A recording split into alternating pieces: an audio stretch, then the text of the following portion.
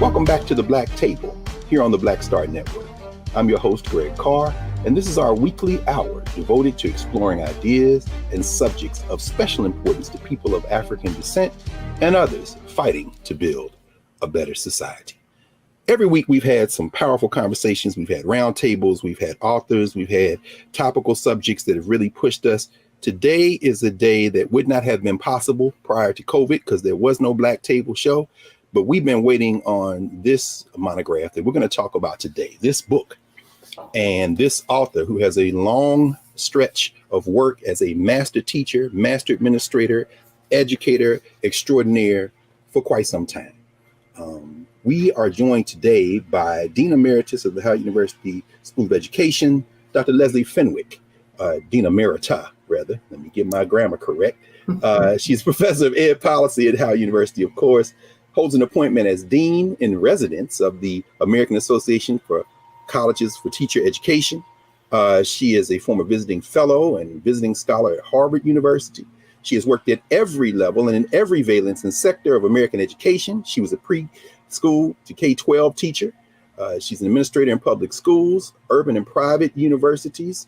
She's been a faculty member at HBCUs and HWCUs, that will be historically white colleges and universities, worked as a foundation officer, program officer, nonprofit board service.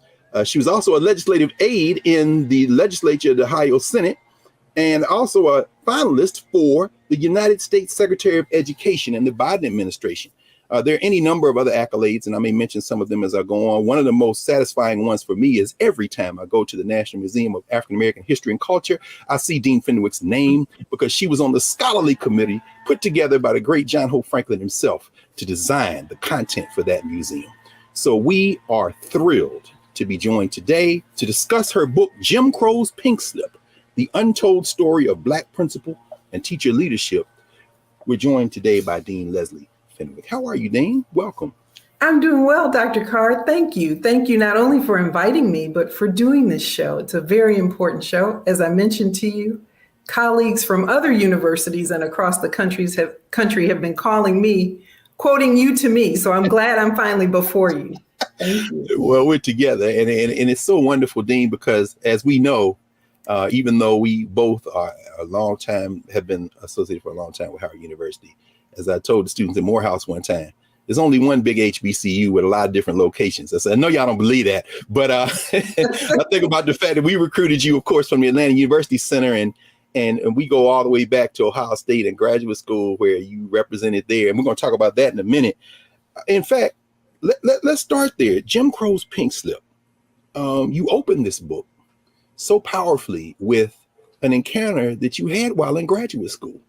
Could you talk a little bit about what you experienced there and how that led you to this important topic? In fact, I would argue, and I would agree, in fact, with Richard Milner, of course, who was the series editor with the Race and Education series at Harvard Education Press, when he says this is perhaps the most important topic we can have in education. But it started in grad school. Is this what happened? It started in grad school. This book, as you well know, is a long time coming. I was taking a politics of education course when I was a PhD student. I guess part of this message is to our graduate students, particularly our doctoral students, to listen to your own mind and to value your life experiences and have that inform your scholarship. So I was taking a politics of education course as a PhD student, and the faculty member teaching the course decided that we would not begin the course with conversation about Brown, but rather the 1971 decision, the Charlotte-Mecklenburg decision. And I was really looking forward to this course because I believed, even as a doctoral student, that the politics of education was the Brown decision. It is the Brown decision. And I was looking forward to our discussing that. So I was disappointed that we were starting at some other point, which seemed kind of irrelevant. Additionally, the faculty member began the class at that time, back in the old days, with a transparency that listed all of these negative statistics about Blacks in education. There was no framing of these statistics. There was no discussion about how these statistics are a symptom rather than a cause. There was no analysis that would lead the class to understand that the statistics that were being shared not only were some erroneous, they really reinforce racist assumptions about Black people, our intellectual capacity, and Black students' ability to achieve academically. And this bothered me. So I said, I'm going to march over to the library and bring back some information and statistics to share with this faculty member so that he would, in the hope that he would reframe the class and also return us to a discussion of Brown. And that experience really deeply affected my orientation toward writing this book. So I march over as a doctoral student to the library, and I'm in the stacks. Again, this is before the internet. This is back, Dr. Carr, when we actually had to go to the library. How about that?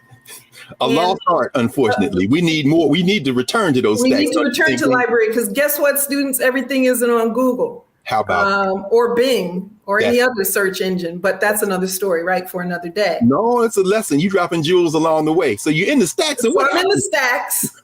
I think it was Ackerman Library. Yes. And I'm gathering these facts about Black academic achievement, the history of Black achievement in the public schools, and just gathering just various and sundry resources. And I should mention here for those who are listening, a great deal of which you experienced personally. I think about how you talk about your own upbringing and the generations of educators. So this wasn't like you were going in search of something that you knew that you didn't know was there. You knew it was there. You just went to go find it.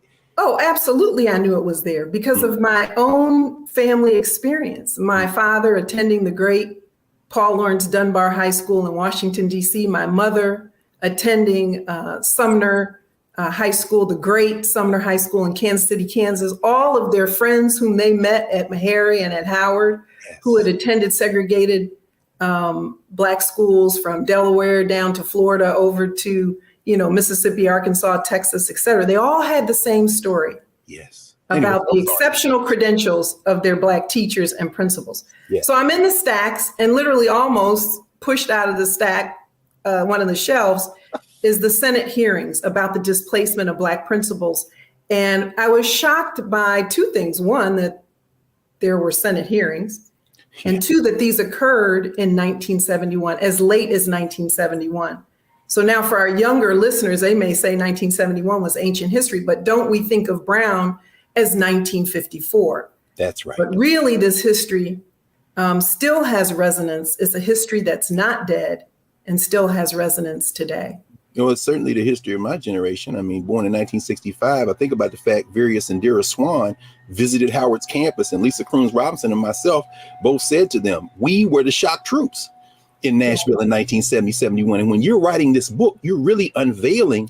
I'm reading every line like, my God, this is what happened to me. I was robbed of those great teachers at Cameron High School and Washington Junior High School, and now I know why. But anyway, so these hearings, what is you are exactly right in saying that, because it's our generation, Dr. Carr. At best, we might have been the last generation who had these models of intellectual authority and models of leadership authority, models of intellectual authority in teachers and models of leadership authority in the principals. We may, if we were lucky, have been the very last generation of Black students to have experienced these generations of Black teachers who have never been replaced. I tell my students all the time, we were trained by that last generation, that greatest generation that came out of U.S. apartheid. And you can tell the difference. And I know we're going to talk about that, but this is important to get it in the beginning. So as you're looking through these Senate hearings, what is revealed to you? I mean, what do you see there? I mean, it's amazing we don't know about these hearings.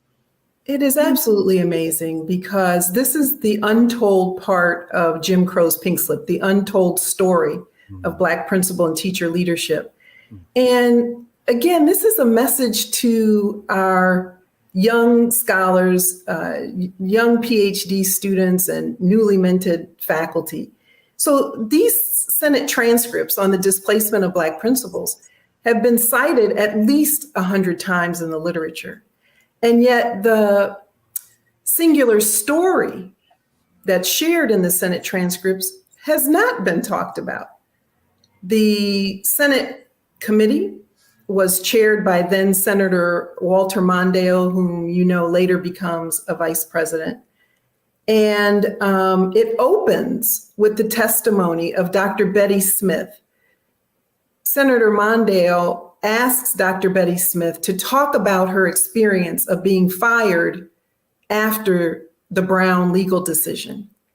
And he explicitly asks her if her experience was unique and singular to her, or if she has evidence that other principals who are Black in Georgia experienced the same thing. He asks her about her academic credentials and the academic credentials of the individual whom replaced her. And this is the focus of the more than 1,500 pages of that transcript and all the supporting documentation, that we lost an exceptionally credentialed generation of Black teachers and principals as a result of massive white resistance to Brown, which was the law of the land. And this massive resistance began prior to Brown, so about 1952, and it extended well into the late 1970s. We're going to pick up with this on the other side, but as you open the book, so many striking moments as you craft this. And I remember many years ago, well, not that many, but certainly maybe 8 or 9 years ago, when you talked to the freshman class at Howard about your research, reading this and having you characterize this as the largest brain drain in the history of American education and maybe education anywhere. It hit like a thunderclap. Mm-hmm. I mean, there was that many people then? So we're talking primarily about the 17 dual system states. And these are states which by state law and custom operated racially segregated schools, not just in elementary school, not just in high school, but in college and graduate and professional schools. So what that meant is that Blacks who were residents of those states, who paid tax dollars to support public services in those states, could not attend public schools, colleges and universities, graduate and professional schools. Those state institutions were white reserved. And so we attended HBCUs, historically Black colleges and universities.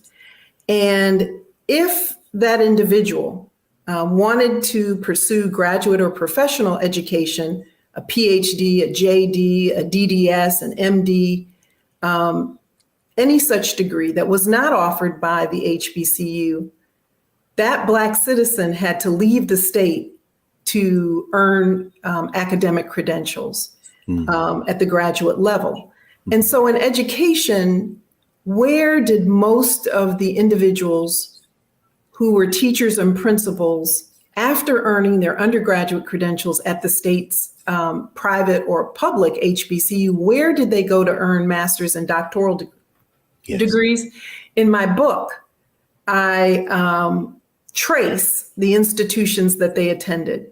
And they attended these institutions in this order: New York University, Columbia University, the University of Pennsylvania, The Ohio State, University of Michigan, University of Chicago, and Iowa. Those were the top 7 institutions attended by Black educators who were seeking graduate credentials. And they do what I call in the book an academic migration. They go north or Midwest or slightly west, earn their master's and doctoral degrees, and return to the segregated South to teach in all Black segregated schools.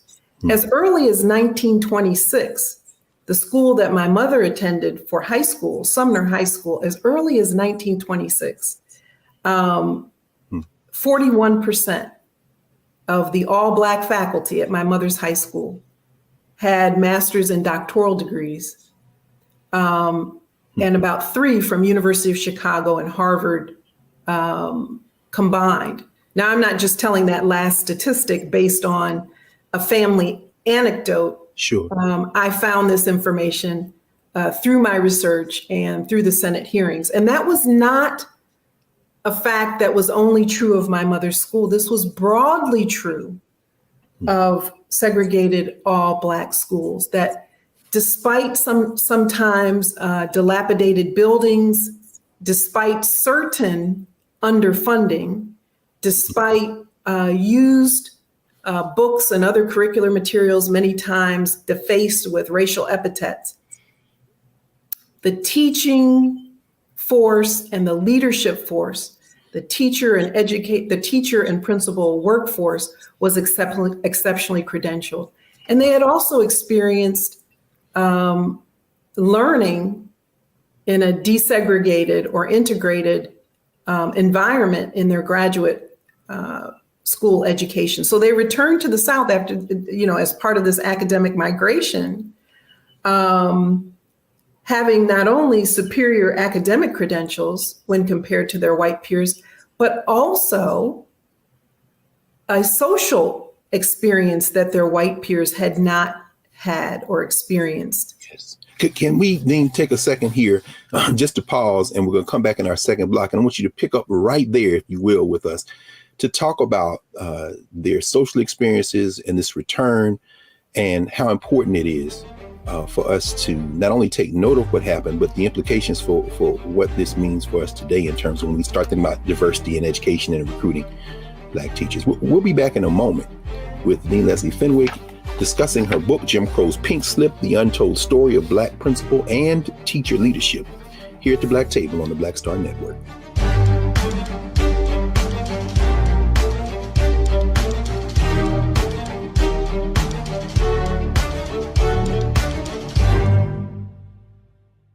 I'm Deborah Owens, America's Wealth Coach, and my new show, Get Wealthy, focuses on the things that your financial advisor and bank isn't telling you, but you absolutely need to know. So watch Get Wealthy on the Black Star Network.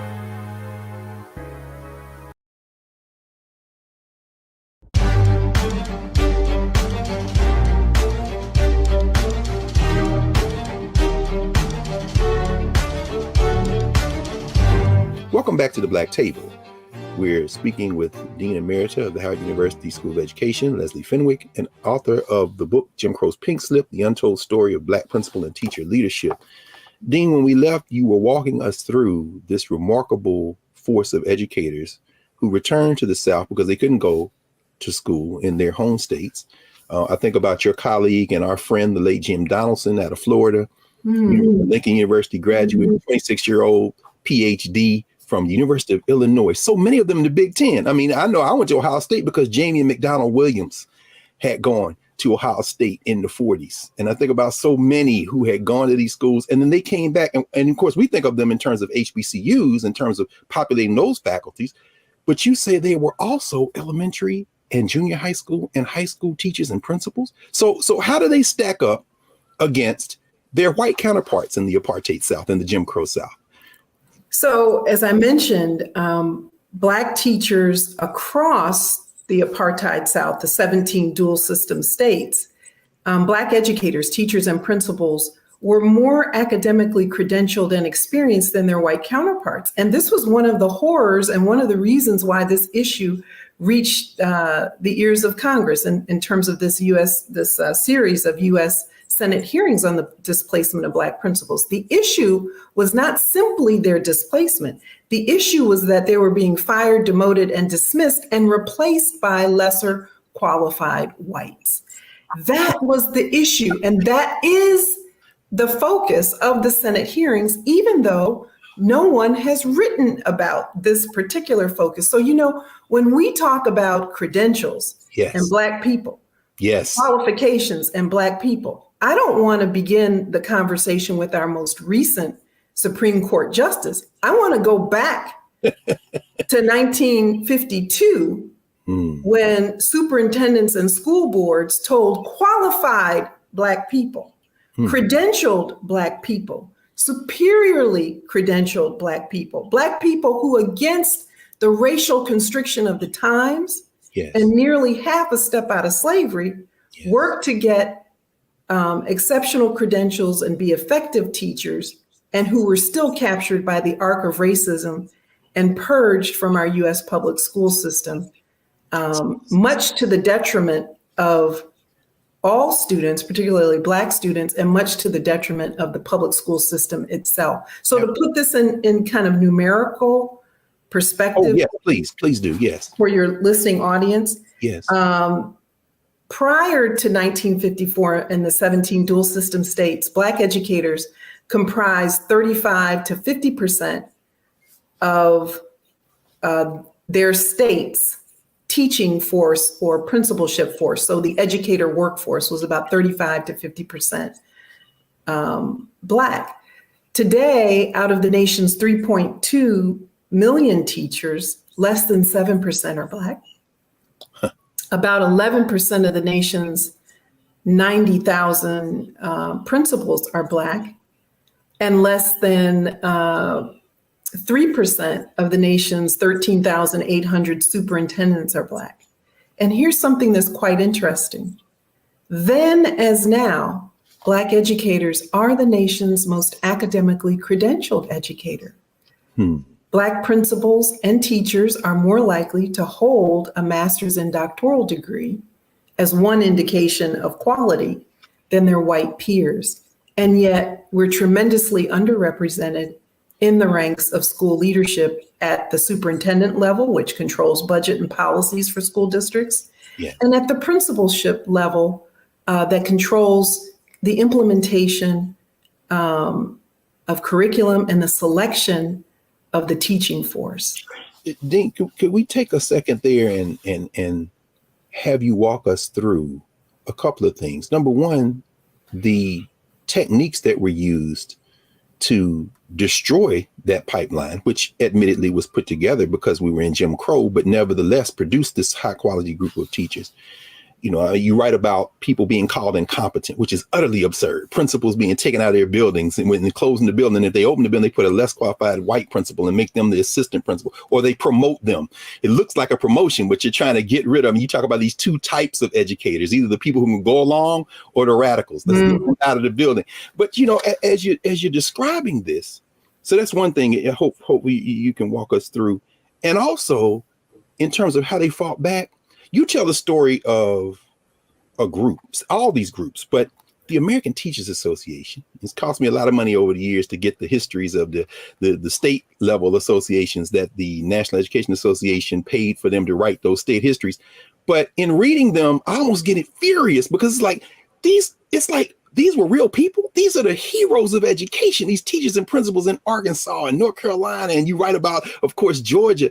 Could you talk a little bit about how they got these teachers out of the pipeline and what these teachers did to fight back, to try to hold on, these teachers and principals? So, you know, while I'm writing the book, I'm thinking that the genius men, and it was all men at the time in terms of the legal strategy, Thurgood Marshall and all of those men. Thurgood Marshall is an NAACP attorney. He later becomes our first African-American Supreme Court justice.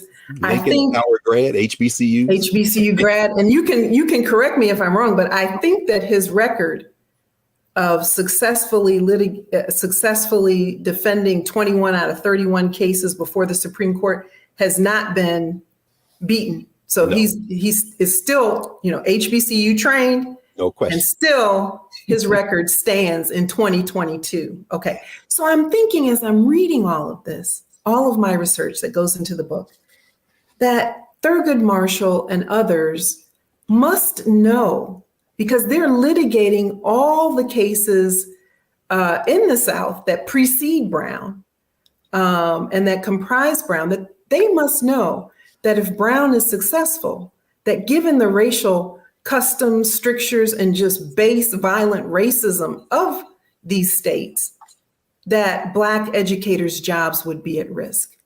And yet I wasn't reading anything in the Senate hearing that said that. And so I call, and this speaks to Howard University and our wonderful resources in Moreland Spingarn. Yes. I call Joellen Bashir, and I hope she hears this on your show, Dr. Carr. Yes. And I'm dean at the time, so I'm trying to be dean and conduct this research and not have the two priorities conflict, but they do, because the deanship is consuming. Well, let me just pause here and put another name in the mix, because you follow in the arc of and are clearly built out of the same stuff as the great Charles Thompson, the editor of the Journal of Negro Education. So, I mean, somehow you make that happen. You're an example of this magic you're writing about. I wanted to channel him when I became dean. So so I call Ms. Bashir, Joellen Bashir, and I tell her my quandary. I said, I had not had other conversations with her about the book. Mm-hmm.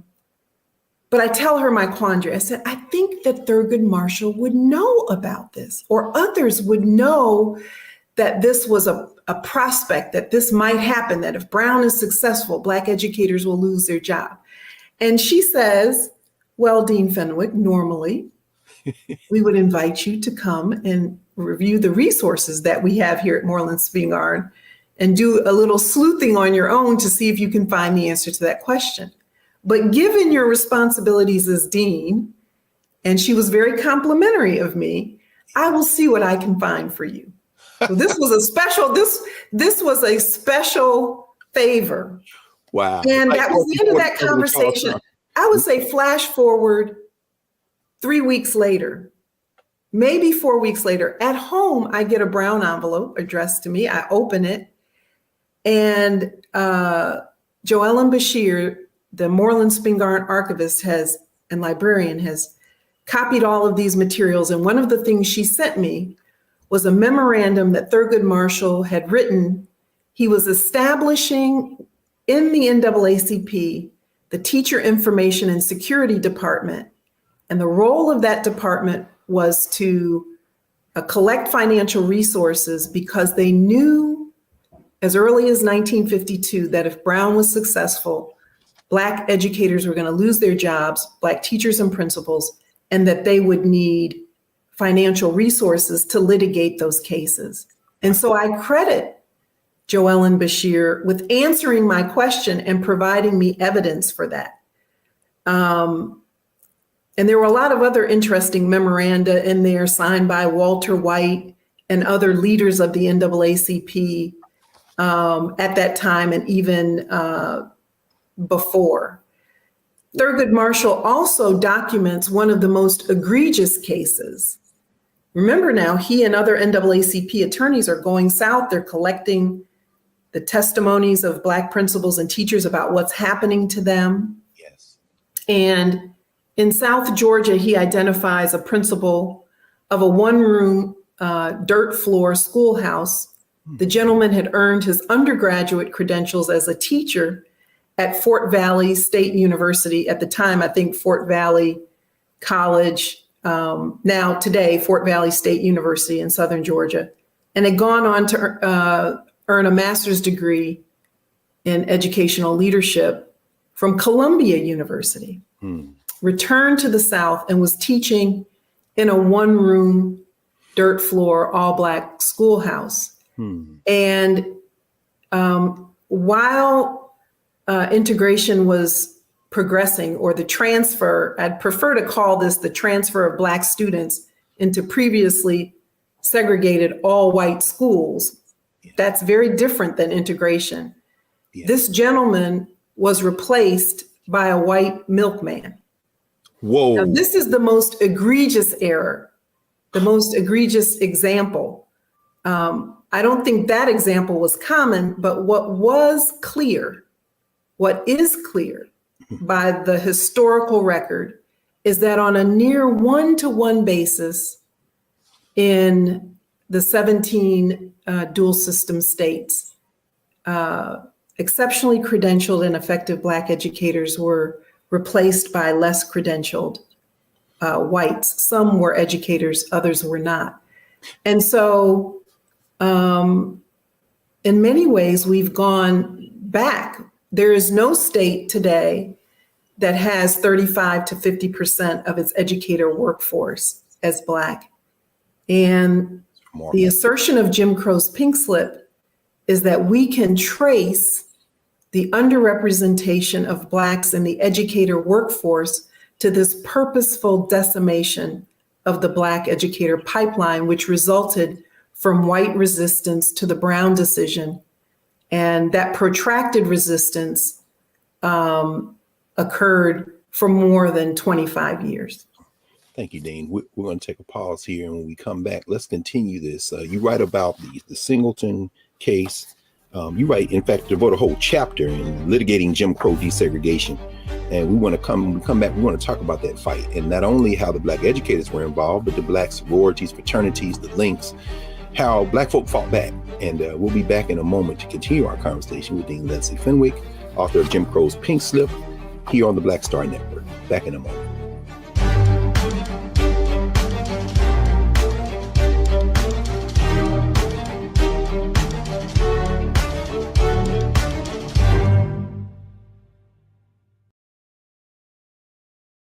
Hi, I'm Dr. Jackie Hood Martin, and I have a question for you. Ever feel as if your life is teetering and the weight and pressure of the world is consistently on your shoulders? Well, let me tell you, living a balanced life isn't easy. Join me each Tuesday on Black Star Network for A Balanced Life with Dr. Jackie.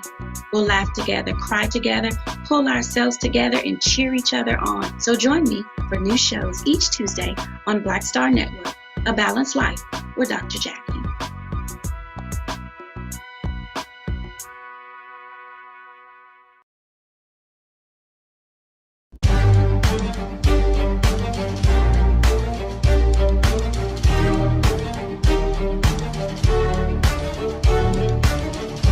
Welcome back to the Black Star Network. This is the Black Table. I'm your host, Greg Carr, joined today by Dean Leslie Fenwick, discussing her book, Jim Crow's Pink Slip. Don't forget to support the Black Star Network. It's not a conversation you're going to see anywhere else, frankly. Dean, when we left, you, of course, in this book, and everyone, you need to get this book because every page is littered with the history of our people. You mentioned Fort Valley. You talk about Horace Mann Bond, of course, who had been the president there and at Lincoln University before that. You talk about these rural educators who were wiped out. And even though that egregious example that you ended last block with may be sort of an outlier, you still talk a lot about how they got these educators out of the school. How you going to call somebody incompetent who has all these degrees and all this experience, and then the legal challenges, which you write about in the chapter Litigating Jim Crow Desegregation? You know, these legal challenges, there were some successes, weren't there, in terms of trying to attack this because it's so baldly racist. Could you talk a little bit about how they fought back and how they recruited Black folk in the community to help and how the Black professional class helped as well? Your language about baldly false is very important here. So yes, chapter 4, litigating Jim Crow, summarizes and analyzes all the legal cases that ensued, given the firing, dismissal, and demotion of these 100,000 Black teachers and principals. And the fight was primarily led, the Herculean effort, by the NAACP. So Black teachers and principals are bringing their case to the NAACP. And remember now, the NAACP isn't located away from what's happening. The lawyers, primarily African-American, Jewish, some white, are going into these states and they're living in these states and they're recording what's happening to Black teachers and principals. So they're not removed from the reality, the hot reality of everyday life with Black people. Absolutely. They're part of this reality. Absolutely. Let's stop. And I want to mention that we interviewed Margaret Edds, who wrote a book on Spotswood Robinson and Oliver Hill. Of course, Virginia Union trained, Howard University trained lawyers, and the school pay equalization fights that they had predating Brown. So the point you're raising now, I mean, is very important in this era when we think of Black leadership as not necessarily emerging out of Black communities. These Black folk and folks like Jack Greenberg, as you say, they are literally living with the communities they're fighting with. That's critical. It's critical. The other piece that's critical that doesn't get talked about as much is that, Black teachers, many of whom were female, are responsible for universal education public education becoming a reality in the South. And this is really well chronicled by James D. Anderson's book, which I think should be read by every person, every American. Certainly every African American person needs to read his book, The Education of Blacks in the South, because it will remove any miseducation about the vigorous pursuit of education by Black people and where that pursuit originated. It did not originate on this continent. Africans brought a deep and abiding commitment to a certain type of education and socialization of children and young people. And let me just pause here to inject in terms of what you write about. You talk about what this basically demotion and elimination of so many educators and principals of African descent does to the curriculum. It was very powerful when you wrote about that, and you talk about particularly these Black women who are not only modeling for their young people, but infusing them not only with a curriculum that in many ways is superior to the white schools in terms of the classical Eurocentric curriculum, Latin and Greek, but equally, if not more importantly, the cultural values that they represent. And I love the phrase that you use, cultural elision. When you talk about that cultural elision, I mean, you know, this isn't just about jobs, although you also write about what this does to Black wealth in this country. I'm like, how is Jim Crow's Pink Slip not the first book we look at when we start talking about education, but the cultural grounding? I mean, you know, this smashing this pipeline it's beyond the demographic. And you write about that. You say it's bigger than the data, although the data hasn't been brought forward. There's this cultural elision. Can you take a minute and talk about what are the implications of this for even today? So, and I've talked about the teachers and a large percentage of them being female, and this is related to your question. And the majority of principals at the time are African-American males in the all Black segregated schools. And in all white segregated schools, the majority of principals at the time are also male. You know, it wasn't until about the late 1980s that females as a group, regardless of race, become the majority of principals. Okay. So students are losing out on these models, as I said earlier, of Black intellectual authority and Black leadership authority when they're pushed into the previously segregated all white schools.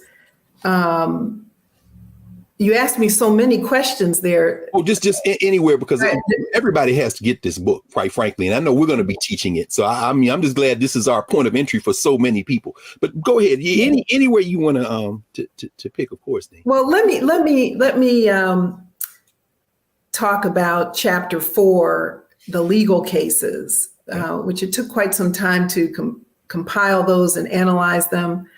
There were several important partners, and one of the things I was saying is that all of this is under the Herculean leadership of the NAACP and its attorneys, but there were partners, important partners across, I would say, a cross-racial alliance led by the NAACP, the National Association of Secondary School Principals, which had previously primarily been an all-white and male organization, comes to the aid at the urging of Black principals and teachers to say, yes, this is a national problem. And they pressure the Nixon administration. They write amicus briefs. They testify in these series of Senate hearings saying, this is an atrocity and it must stop. The American Friends Service Committee, which we know as a Quaker human rights organization, goes into the South. They do some very powerful studies about how Black students who've been pushed into previously all-white segregated schools, how they're being treated in these schools. Teachers tearing up their homework, teachers requiring that they sit in the back rows, teachers requiring that Black students turn their desks to the back wall, ignoring physical abuse. The American Friends Service Committee a Quaker organization committed to human rights, goes into the South and records this and has powerful studies, not only about the bloodletting, the purging of Black educators, but how students are being treated. The American Jewish Congress also lending legal support, amicus briefs, commentary and strategy to fight this horror. So one of the messages of Chapter 4 is that Black educators come to their own defense and utilize the NAACP to fight the cause. And they also, these Black educators, urge and encourage other conscious organizations cross-racially to join the fight for right. Unfortunately, most of the damage is done even as the legal process unfolds. Individuals have lost their jobs. And kind of the last thing I'll say in this next few seconds is that the economic impact to the Black community, 100,000 educators fired, dismissed, and demoted, becomes about $1 billion in terms of the cumulative financial impact. That would be about $2.2 billion in today's money. My goodness. That is, I mean, it's stunning. It's stunning to hear and to certainly see assembled. So let's pick up with this then our last segment when we come back from our break with your recommendations, because you certainly end the book with a forceful set of 9 recommendations on what can be done. What can be done in this situation when we face this huge brain drain and the implications that it's had right through today. So when we come back with Dean Fenwick, we will end our discussion for now, pause it, of Jim Crow's Pink Slip here on the Black Star Network with the Black Table. Back in a moment.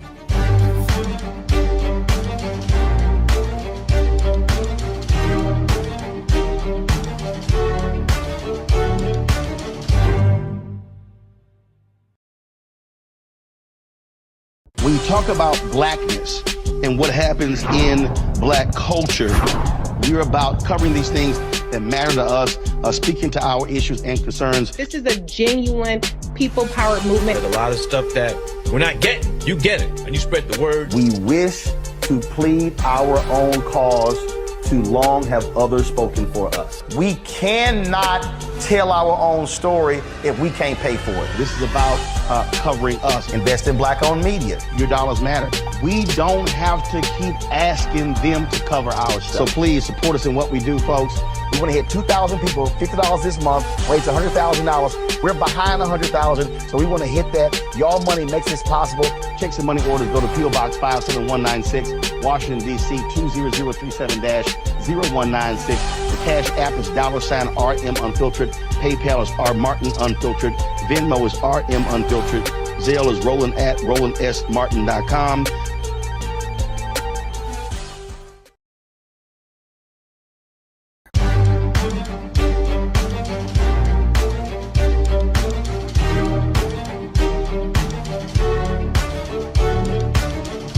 Welcome back to the Black Table here on the Black Star Network. Don't forget to support the Black Star Network. I'm your host, Greg Carr, and I'm joined by my friend and colleague, Dean Emerita of Howard University School of Education, Leslie Fenwick. Dean, every page I was thinking, I remember those days when the Black students, I was one of those Black students who, you know, the discipline stuff, all the things. And you talk about the fact that integration for this system in the South and beyond, but really in the South meant they wanted the students to integrate, but they didn't want those teachers, those Black teachers, to have control.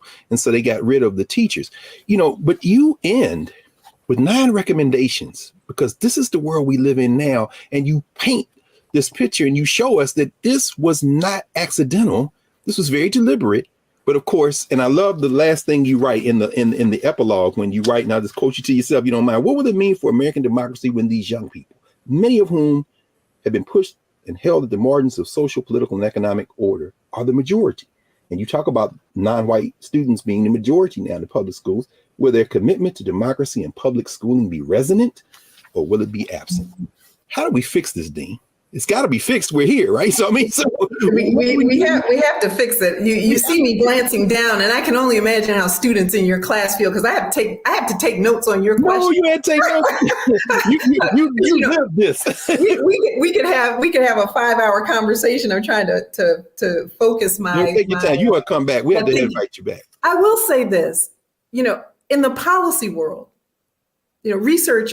As I teach my students in policy class, research informs policy. Policy is to inform funding. So, research, policy, program, intervention, funding, there's this circle. And so one of the things I was attempting to do in the book is eradicate this myth that's often said in poetry voices. I say it in poetry voices. Black students pursued careers previously unopened to them after Brown.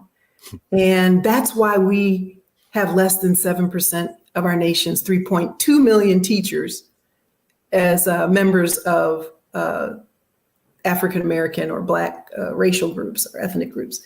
That is not factual, but you will hear that and read that in the research literature, in social commentary about the underrepresentation of Blacks in the educator workforce. It's constantly repeated, and yet the historical record does not show that desegregation ushered in the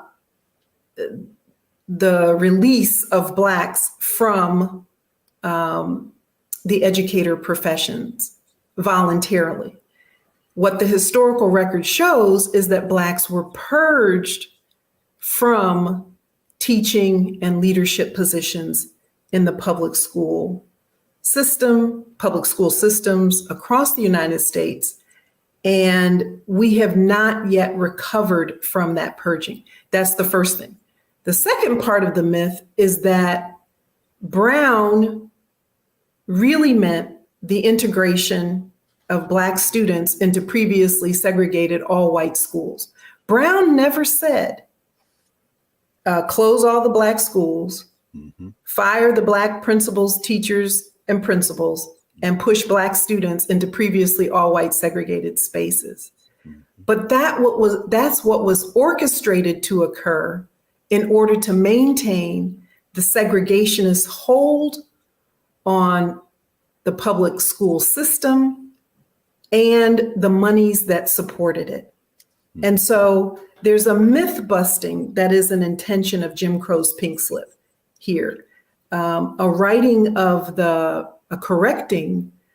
record about what Brown meant and what we still haven't fulfilled.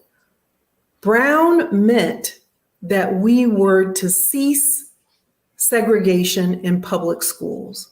And ceasing segregation meant to wholly integrate the student bodies, the faculties, and the staff, meaning administrative staff. So in order to achieve Brown, what we were to have done was to integrate teachers, the teaching body, the principalship, and the student bodies. And yet on June 15th, 1971, the nation turns its attention away from the conversation and the fight to integrate the educator workforce, teachers and principals, into desegregating schools, and defines desegregation as the simple presence of Black students in previously all-white schools. So we focus now on these ratios of Black to white students rather than the larger good which would have been served. And I asked the question in the book, where would we be today if these generations of exceptionally credentialed Black educators who at the time had a commitment to anti-Black racism, and how do you know they had a commitment to anti-Black racism? They were establishing NAACP chapters, and they were leading voting rights campaigns in very threatening circumstances. Okay. Very racially constricted settings, many times with threats against their own lives.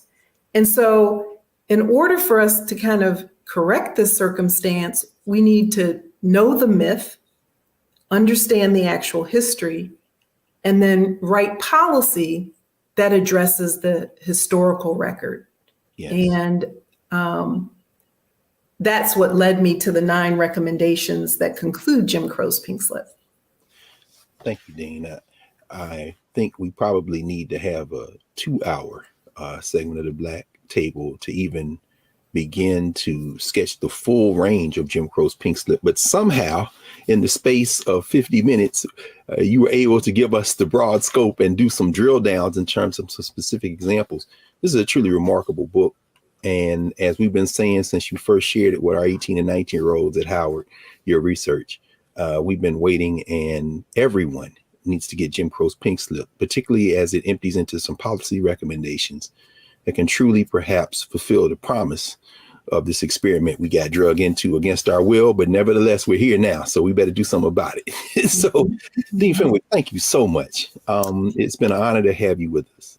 Dr. Carr, it's a real honor to see you and to be on the Black Table. And I really commend the network for providing scholars and others this kind of outlet for our community and other conscious communities. So thank you. Thank you. Thank you. So we'll be back in a moment. We're going to clear the table and get ready for our next week's segment at the Black Table. Back in a moment.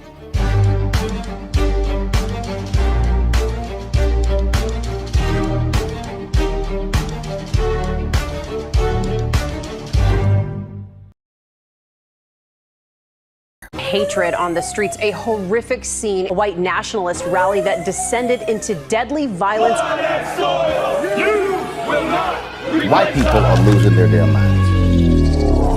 As an angry pro-Trump mob storms the U.S. Capitol, we've seen shootings. We're about to see the rise of what I call white minority resistance. We have seen white folks in this country who simply cannot tolerate black folks voting. I think what we're seeing is the inevitable result of violent denial. This is part of American history. Every time that people of color have made progress, whether real or symbolic, there has been what Carol Anderson at Emory University calls white rage as a backlash. This is the rise of the Proud Boys and the Boogaloo Boys. America, there's going to be more of this. Here's all the Proud Boys, guys. This country is getting increasingly racist in its behaviors and its attitudes because of the fear of white people. The fear that they're taking our jobs, they're taking our resources, they're taking our women. This is white fear.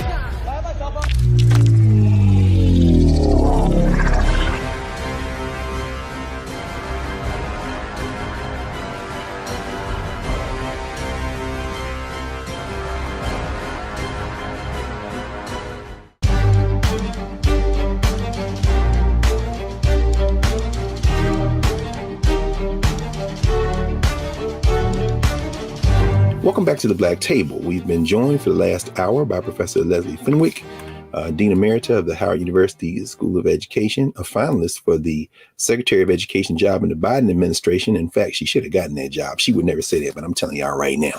And some of you who didn't know Dean Fenwick before, you know now why that would have been a good move. So many other things. She is an institution builder. She certainly is a co-founder of the Urban Superintendents Academy, and under her leadership as Dean of Howard School of Education, working hard to rebuild that pipeline of Black educators. So we're going to close today with a reminder from the great W.E.B. Du Bois, who Dr. Fenwick writes about, when he addressed Black educators at Johnson C. Smith University in Charlotte, North Carolina in 1960, in a speech he gave entitled Whither Now and Why. You've heard me talk about that before. And he said, you know, segregation is going to end. These laws are going to change. And when they do, we're going to be faced with the deeper issues of race, culture.